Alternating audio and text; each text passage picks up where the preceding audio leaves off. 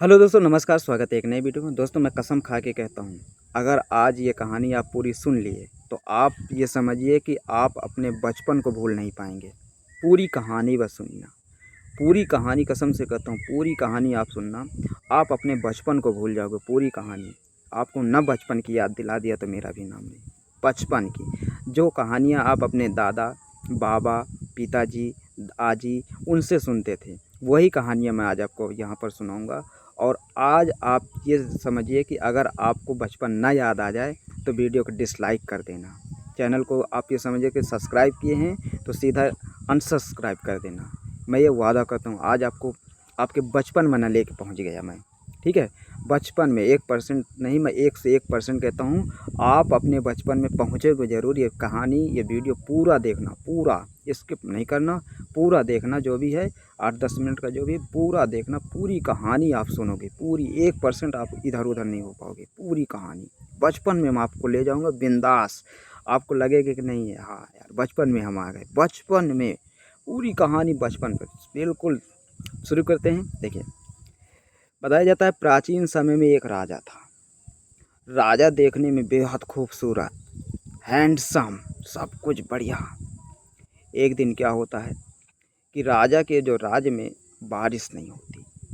जब राजा के राज्य में बारिश नहीं होती तो राजा ब्राह्मणों से विचारांश कराता है।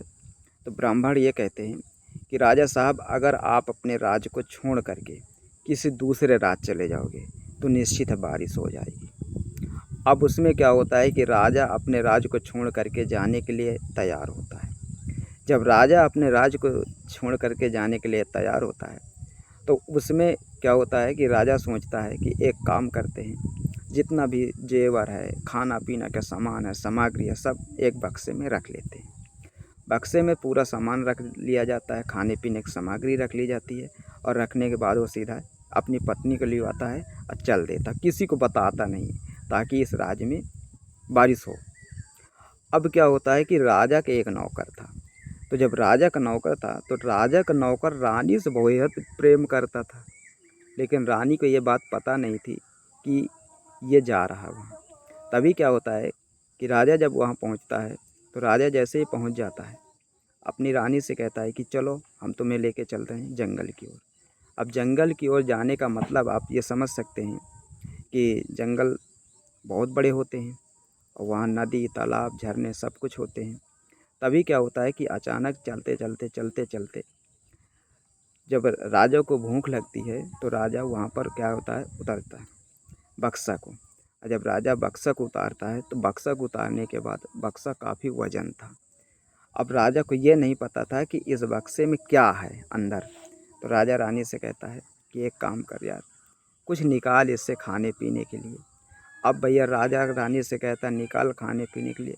जैसे ही रानी बक्सा खोलती है ना तो देखती है कि उसमें उसका आशिक भरा है। अब आशिक भरा का मतलब क्या, रानी बिल्कुल शांत। राजा जान जेते का माड़ा ही। तभी क्या होता है कि वो भी बिल्कुल, वो कहता चुप, खोलना नहीं कुछ। तो कहते ला अच्छा, जो कुछ इसके अंदर है उसे तो दे। वो देती है, राजा खाता है। फिर राजा को बक्सा लोड करके रख दिया जाता है ऊपर, यहाँ पर सर पर। राजा फिर चल देता है। जब राजा फिर चलता है, चलते अब भैया, अब अंदर मान लो बक्सा की कोई बैठा है तो निश्चित है बाथरूम लगेगी। अब भैया बाथरूम लगी। अब बाथरूम लगने का मतलब आप समझ सकते हैं कि निश्चित है नीचे गिरेगा। अब वो बाथरूम नीचे गिरने लगा। रानी राजा राजा कह रहा है यार ये क्या, तो रानी कह रही अरे ये कुछ नहीं है, ये शक्कर का जलाव है। तो राजा कहता है अच्छा नीचे नहीं गिरना चाहिए। अब भैया राजा उसको पी जाता है। राजा कहता है ये कैसा शक्कर का जलाव, कहता है नहीं, और बहुत सारी नमक की चीज़ें भी मिलाई गई थी ना, जिसके चलते ये नमकीन लग रहा है। आगे चलते हैं। रात का समय एक कुआं मिलता है, विश्राम भी तो करना है। अब दोनों बैठ जाते हैं, रानी भी। राजा कहता है कि अच्छा एक काम करो, कुछ बनाओ खाओ, खाते हैं। अब भैया खुलता है बक्सा। खुलने के बाद वो सीधा इधर। अब रानी राजा उससे कहती है कि एक काम करो, ये राजा का किसी तरह निपटाओ। राजा भैया लेटा था, बिंदास सो गया। अब वो उठा रात में, मारा लात, राजा चला गया कहाँ,